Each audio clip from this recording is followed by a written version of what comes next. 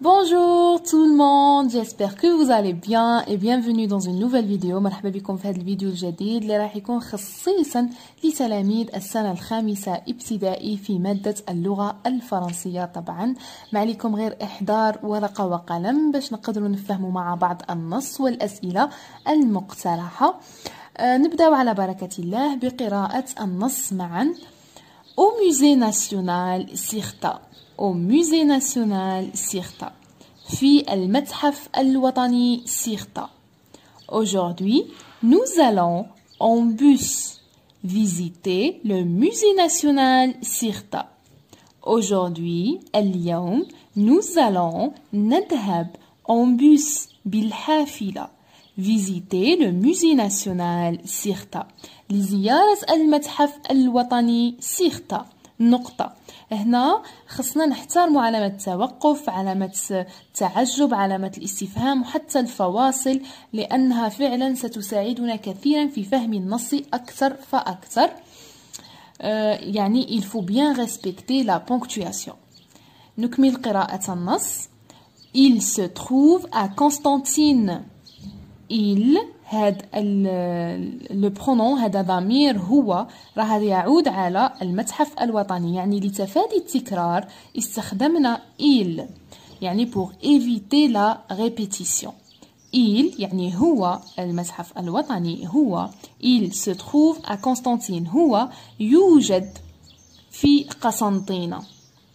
هذا المتحف الوطني يوجد بقسنطينة. Il se compose de plusieurs salles. La même chose رانا هنا نعاودو استخدمنا هذا الضمير لتفادي التكرار، يعني تولي Il se compose de plusieurs salles يعني هو يتكون من عدة غرف.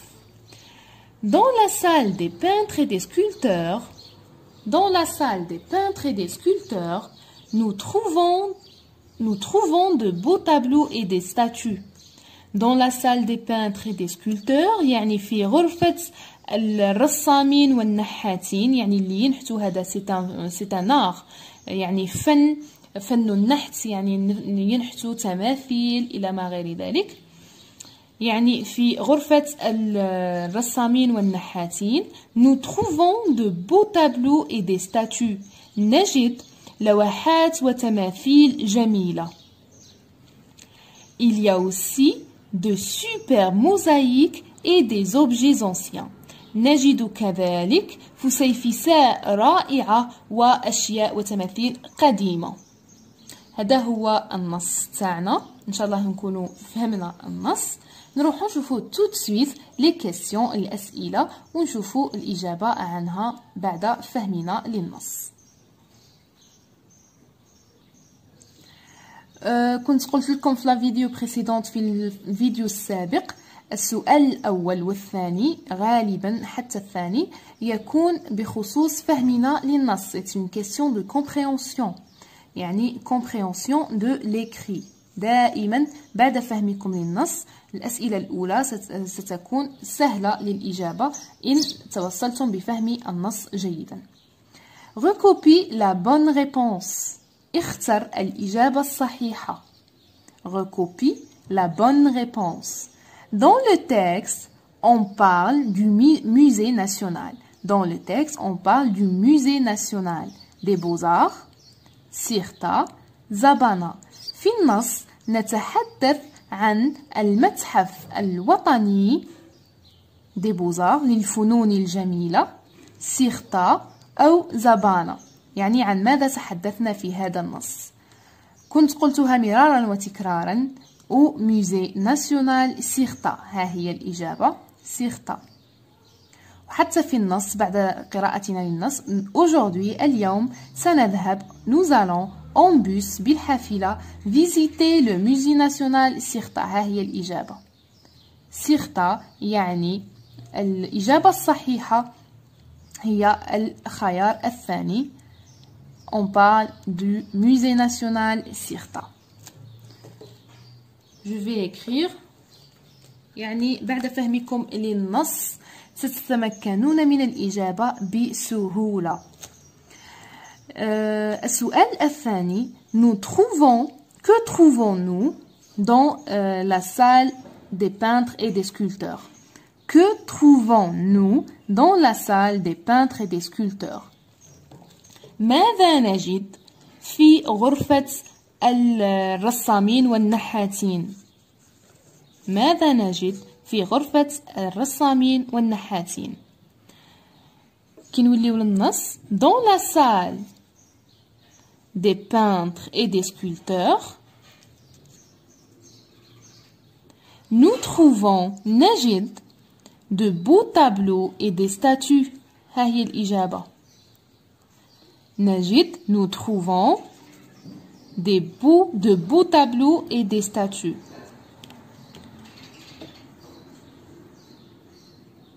يعني نقدروا نكتبوا كامل هاد الجملة ولا نجاوبوا على حساب السؤال.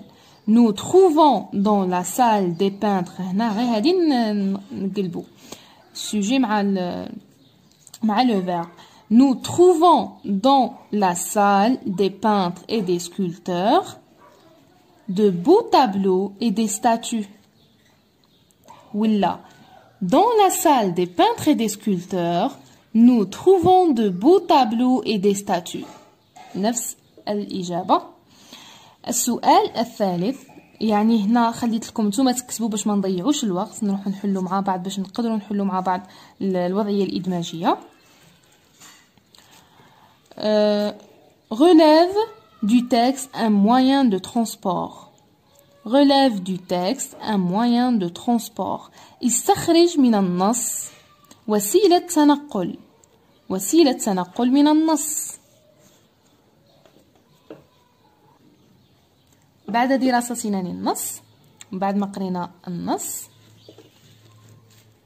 aujourd'hui nous allons en bus. الحافلة ها هي وسيلة نقل. الإجابة عن السؤال الثالث un moyen de transport. وسيلة النقل هي الحافلة. quatrième question. هنا nous étions à la quatrième question. كنا في السؤال الرابع. يعني طفات لي لا كاميرا، j'étais en train de parler toute seule comme d'habitude. ماشي مشكل، نكملوا الأسئلة تاعنا. السؤال الرابع: découpe les constituants de la phrase. هنا كنت ديجا حليتها بصح نفهمها لكم خاطر كنت ديجا نشرح والكاميرا كانت مطفيه. Le musée se trouve à Constantine. هنا راه يطلب منا de découper les constituants de la phrase suivante. يعني تقطيع مكونات أو عناصر الجملة التالية. عطانا الجملة le musée se trouve à Constantine وطلب منا تقطيع العناصر والمكونات الموجودة في الجملة. le musée هنا يعني راه يهضر لنا على المتحف. le musée هنا لو ميوزي راه هو لو سوجي يعني نتاع لا فراس تاعنا. سو تروف اللي هو الفعل، و كونستانتين يعني سيركونستانسيال دو ليو بلوتو، ظرف مكان يعني كنتو قريتوهم يعني. والجمله يعني في هذه الحاله راها تحتوي على هاد العناصر فقط. يمكن في اسئله واحده اخرى ولا في امثله واحده اخرى تكون تحتوي على عده عناصر. كنتو قريتو لو سوجي، لو فيرب، complément d'objet direct, le complément d'objet indirect, circonstanciel de temps et de lieu. دوك نشوفوا أسئلة وأمثلة أخرى في المواضيع اللاحقة بإذن الله. نروح نشوفوا maintenant on va voir la cinquième question. السؤال الخامس. on va voir la cinquième question.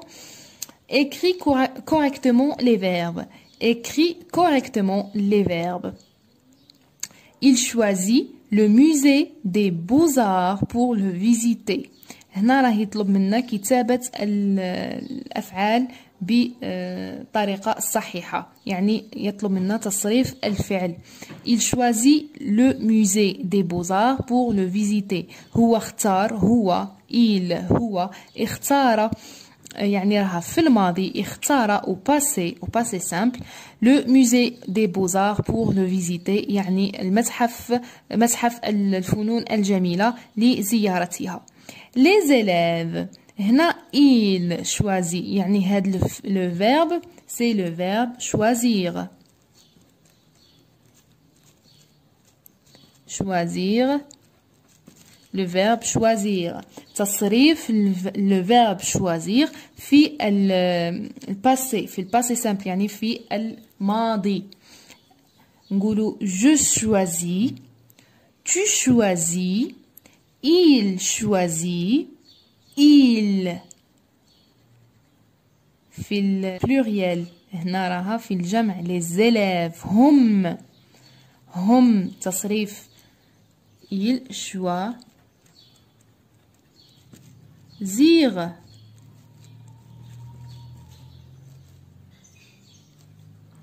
choisir.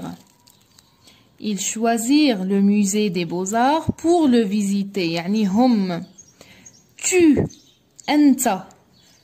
أنت choix تصريف choisi اس هنا تي هنا اس تكون في لا تيرمينيزون يعني il choisit le musée des beaux-arts pour le visiter. يعني هنا خصكم تكونوا تهضموا الافعال، خصكم توالفوا تحفظوا ثاني وتوالفوا تصريف الافعال مع حفظ الضمائر. Sixième question, écrit au féminin. Écrit au féminin. J'écris au féminin. عطانا النحاتين le sculpteur réalise une statue magnifique. Le sculpteur réalise une statue magnifique. يعني النحات أنجز تمثالا رائع. لا يعني هاد الماسكولين طلب منا باش نحولوها للمؤنث، يعني تحويل المذكر للمؤنث. كنا قرينا باللي EUR sculpteur نردوها sculptrice بهذا الشكل.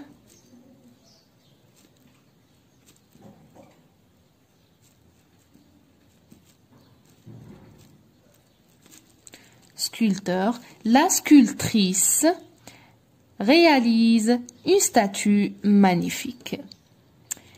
هذه كانت جميع الأسئلة نتاع الموضوع تاعنا تاع اليوم. هنا on a terminé avec les questions en passant à la production écrite. كملنا مع الأسئلة، نشوفوا مع بعض الوضعية الإدماجية. Aujourd'hui, ton école organise une sortie au Musée national du Moudjahidine à Alger. Écris un texte de 5 à 6 phrases dans lequel tu racontes le programme de cette visite. Aujourd'hui, اليوم, ton école organise une sortie au Musée national du Moudjahidine à Alger. مدرستكم تنظم زيارة أو خرجة المتحف الوطني للمجاهدين في الجزائر العاصمة. Écris un texte de 5 à 6 phrases dans lequel tu racontes le programme de cette visite. اكتب نص يحتوي على 5 أو 6 جمل فيه تقوم بسرد أو تحكي عن برنامج هذه الزيارة. N'oublie pas de لا تنسى يعني يجب علينا اتباع هذه الإرشادات. Conjuguer les verbes au présent de l'indicatif يعني تصريف الأفعال في الحاضر. Utiliser le pronom personnel nous يعني استخدام ضمير نحن. Et respecter la majuscule et le point. هنا كنا ديجا هدرنا عليها في البداية تاع الفيديو. احترام نكتبوا يعني الأحرف الكبيرة في بداية الفقرات، واحترام النقطة الفواصل إلى ما ذلك. Aide-toi de la boîte à mots suivante يعني استخدم وساعد نفسك بهذه الكلمات والأفعال والصفات. Les objets de guerre, les armes les objets de guerre يعني أدوات الحرب les armes يعني الأسلحة les portraits de martyrs et de مجاهدين يعني صور شهداء والمجاهدين les documents d'archives يعني الوثائق أو المستندات الأرشيفية لو ميوزي اللي هو المتحف لو ديجوني اللي هو فطور الصباح لو جاردان دو موزي اللي هي حديقة المتحف اي لو غيد اللي هو الدليل لي فيرب عندنا فيزيتي ريغاردي ديماري يعني زيارة رؤية البدء أو الرجوع الذهاب تفكير يعني يعطوكم بزاف تاع الادميغ يعني الاعجاب الوصول الدخول الاخذ يعني الكثير من الافعال يمكنكم استخدامها في الجمل للتعبير عن رحلتكم وزيارتكم لهذا المتحف ولي زادجيكتيف يعني الصفات كيما بو اونسيان يعني قديم جميل يعني بامكانكم استخدام هذه الصفات ايضا رايحين نشوفوا انصامبل نشوفوا معا مثال عن une production écrite لهذا الموضوع فقرة يعني لو موزي ناسيونال دو مجاهدين هنا طلبوا منا زيارة موزي ناسيونال دو مجاهدين ألجي يعني هنا نجمو نزيدو ألجي ألجي يعني نقدروا نديروا عنوان من خلال موضوع la production écrite. Aujourd'hui, اليوم notre école اختار طلبوا منا ton école organise une sortie au musée national du Moudjahidine à Alger يعني زيارة لهذا المتحف. Notre école organise une visite au musée national du Moudjahidine يعني اليوم مدرستنا نظمت تنظم organise طلبوا منا il faut bien lire les conditions يعني الشروط conjuguer les verbes au présent يعني في الحاضر مدرستنا تنظم رحلة أو زيارة للمتحف الوطني للمجاهدين nous sommes démarrés à 8h30 8h30 du matin هنا كنا استخدمنا العديد من visite démarrer nous sommes démarrés يعني تحتاجوها في التعبير تاعكم nous sommes démarrés à 8h30 du matin اليوم مدرستنا تنظم رحلة أو زيارة للمتحف الوطني للمجاهدين nous sommes démarrés à 8h30 du matin يعني أقلعنا à 8h30 du matin يعني 8:30 صباحا أقلعنا في 8:30 صباحا arrivé à 9h30 وصلنا 9:30 صباحا nous rentrons au musée avec notre maîtresse ندخل المتحف مع معلمتنا dans ce musée il y a plusieurs objets de guerre يعني في هذا المتحف هنالك العديد من أدوات الحروب il y a même des anciennes armes les armes هنا استخدمنا en même temps استخدمنا في نفس الوقت adjectif يعني صفة من الصفات ancien يعني أسلحة قديمة هنالك أيضا أسلحة قديمة j'ai trop aimé les portraits de martyrs et de مجاهدين اللي كانوا هما عطاوهولنا les portraits de martyrs et de مجاهدين يعني صور الشهداء والمجاهدين j'ai trop aimé أحببت كثيرا صور الشهداء والمجاهدين à 14h يعني في الساعة الثانية زوالا nous retournons à l'école très joyeux نعود إلى المدرسة فرحين c'est un très beau lieu يعني هو مكان جميل حقا c'est un très beau lieu كانت هذه هي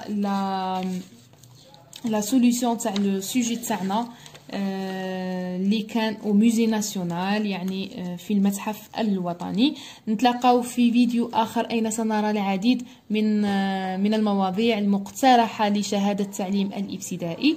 وإن شاء الله تكونوا فهمتوا معي موضوع اليوم، ولا ما فهمتوش كاش حاجة خليوها توجور نقولها لكم في التعليقات وسأجيبكم بإذن الله. من هذاك الوقت نقول لكم تهلاو في روحكم، صحة فطوركم، أبيانتو.